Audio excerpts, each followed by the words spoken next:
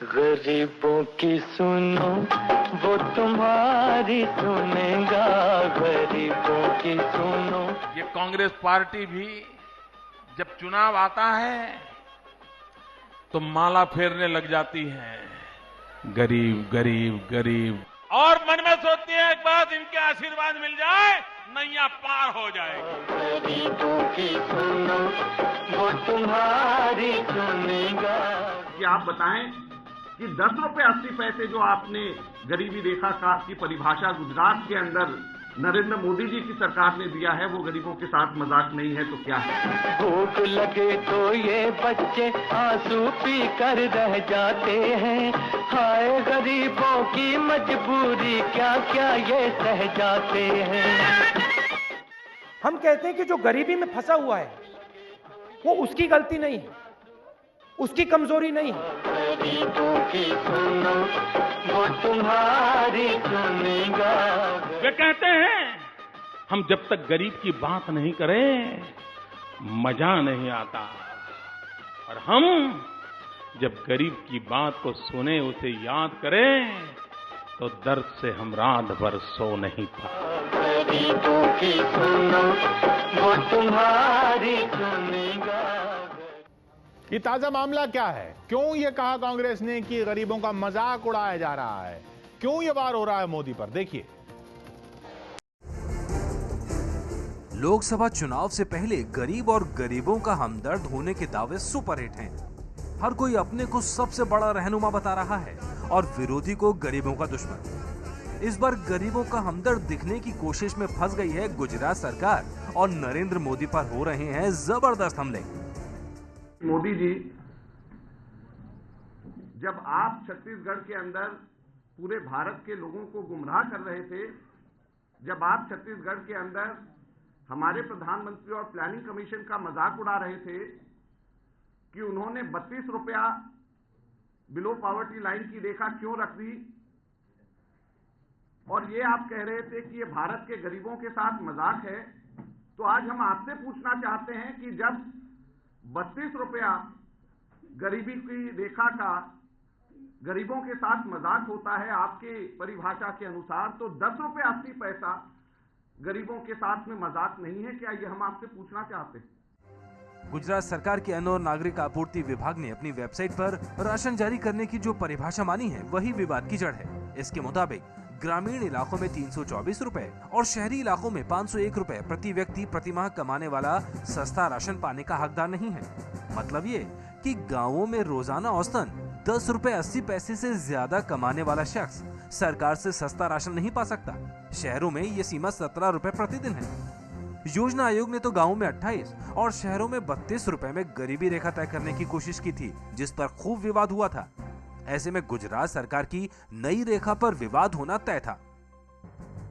जब food security act जब कानून बन गया, तो उस कानून के अंदर भी बिलो पॉवर्टी लाइन की कोई परिभाषा नहीं। उसके अंदर उस कानून में कहीं पर भी ये नहीं कहा गया है बिलो पॉवर्टी लाइन का कि आपको प्लानिंग कमीशन के नॉर्म्स को लेना है, बल्कि उसके अंदर स्टेट गवर्नमेंट के ऊपर छोड़ दिया गया है कि स्टेट गवर्नमेंट अपने आप तय करे कि कौन इस स्कीम के लिए अधिकृत हैं, एंटाइटल्ड हैं, और कौन इस स्कीम के लिए एंटाइटल्ड नहीं है। गुजरात सरकार का दावा है कि उसने ज्यादा से ज्यादा लोगों को सस्ता राशन देने की कोशिश की है। दावा है कि अगर योजना आयोग या ग्रामीण विकास मंत्रालय की लिस्ट को मान लिया गया होता तो अधिकतम 11 लाख परिवारों को फायदा मिलता, लेकिन अपनी लिस्ट बनाकर 11 लाख और परिवारों को इसमें जोड़ लिया गया, यानी 32 लाख परिवारों को नई लिस्ट में शामिल किया गया। प्लानिंग कमीशन को बारी बारी से लिखा है हमने, 2013 में भी लिखा है कि आप इसको रिवाइज करो। अब जब तक प्लानिंग कमीशन इसको रिवाइज ना कर सके तो वो राज्य सरकार के बस की बात नहीं कि उसको रिवाइज करे। इसलिए हमने वो असेट क्राइटेरिया वाली बात निकाली और 21 लाख परिवारों को उसके तहत लाभ मिल रहा है। 11 लाख एडिशनल दे रहे हैं हम लाभ, उसको हमारे पास कोई चारा नहीं था। बढ़ा दे प्लानिंग कमीशन अपनी व्याख्या, बढ़ा देंगे। हम चाहते हैं फूड सिक्योरिटी एक्ट में भी बढ़ा दो आप, हम 35 किलो देते हैं, आप भी 35 किलो की मर्यादा कर दो। गुजरात सरकार दूसरी बात ये कह रही है कि गरीबी तय करने में उसकी बात नहीं सुनी गई। उसके मुताबिक योजना आयोग से लेकर खाद्यान्न विभाग तक गरीबी रेखा ऊपर उठाने की बात कही थी, जिसे नहीं माना गया। कांग्रेस प्रवक्ता अजय माकन का कहना है कि खाद्य सुरक्षा के तहत अब सस्ता खाद्यान्न पाने के लिए गरीबी रेखा से नीचे होना जरूरी नहीं है। अब राज्य सरकार अपने राज्य की जरूरत के मुताबिक सस्ता राशन मुहैया करा सकती है। अब सवाल ये उठ रहे हैं कि अपने को गरीबों का हमदर्द दिखाने के चक्कर में ही तो नहीं फंस गए मोदी। लेकिन असल मुद्दा है चुनाव। ये मुद्दा ही इसलिए उठ रहा है क्योंकि चुनाव आ रहे हैं, ये सब समझ रहे हैं, लेकिन इस मुद्दे का वार दोनों तरफ से होता है, पलट के अपने ऊपर भी आता है। और शहर में किसी परिवार की इनकम अगर 32 रुपया है तो गरीब नहीं है। जिनकी परिभाषा ही ऐसी है, जिनके लिए 26 रुपये की इनकम यानी गरीबी से बाहर आ गया, यही अगर इनकी सोच होगी तो मेरे देश के गरीबों का क्या होगा? भगवान ही उसका मालिक है और कोई उसका बचा नहीं सकता। योजना आयोग ने गरीबी रेखा तय करने की कोशिश की थी। शहरों में 32 रुपए खर्च करने वाला और गांव में 28 रुपए से कम खर्च करने वाले को योजना आयोग ने गरीबी की निशानी माना था और इसी आधार पर नीतियां तय करने की बात कही थी। विरोधियों ने हमला बोला तो कांग्रेस बचाव की मुद्रा में आई और फिर जो बयान सामने आए उनसे और बवाल हुआ। बंबई में मैं आज भी 12 रुपए में पेट भर के खाना खा सकता हूं। नहीं सा वड़ा पाव नहीं, चावल इतना, दाल सांबर और उसके साथ में सब्जी के थोड़े थोड़े छौंके भी मिल जाते। पेट भरने के लिए 1 रुपए से भी भर सकता है और 100 रुपए से भी नहीं भर सकता। सवाल इस बात का है कि आप खाना क्या चाहते हैं। इस देश में कितने गरीब रहते हैं ये तय करना आसान नहीं है। किसी भी तय पैमाने पर बड़ी आबादी छूट जाती है। 20 मार्च 2012 को योजना आयोग ने दावा किया कि देश में गरीबी 37.2% से घटकर 29.8% तक आ गई है। यानी तकरीबन 40 करोड़ लोग देश में गरीब हैं। पर गरीबी घटने में सबसे दिलचस्प सवाल ये उठा कि गरीबी घटी है या गरीबी का पैमाना घट गया है। ऐसे में खुद को गरीबों का हमदर्द बताने वालों ने इस पर हमला बोल दिया।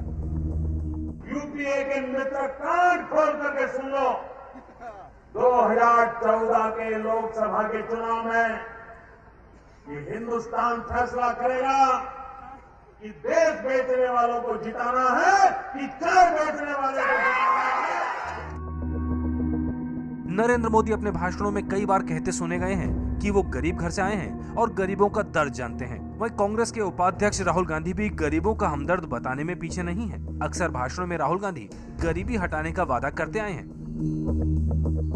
वो कहते नहीं, ये जो गरीब के सामने दीवार है इसको गरीब अपने आप तोड़े, अपने सिर से जाके दीवार में ठोकर मारे और इस दीवार को गिराए। और हम कहते हैं नहीं, हम गरीब का हाथ पकड़ेंगे और एक साथ इस दीवार को तोड़ेंगे। ये फर्क है। देश में गरीबी हटाना चुनावी नारा भी रह चुका है। 1971 में इंदिरा गांधी ने गरीबी हटाओ का नारा दिया था। उसके बाद से हर चुनाव में लगभग हर पार्टी के मैनिफेस्टो में गरीबी हटाने की बातें शामिल रही हैं। पर दिलचस्प ये है कि जब नीतियां बनाने की बात आती है तो गरीबी की रेखा इतना नीचे हो जाती है कि खुद गरीब लोग भी मुंह ताकते रह जाते हैं। पहले केंद्र सरकार पर यही आरोप लगा और अब गुजरात सरकार भी इसी तरह के आरोपों के घेरे में है।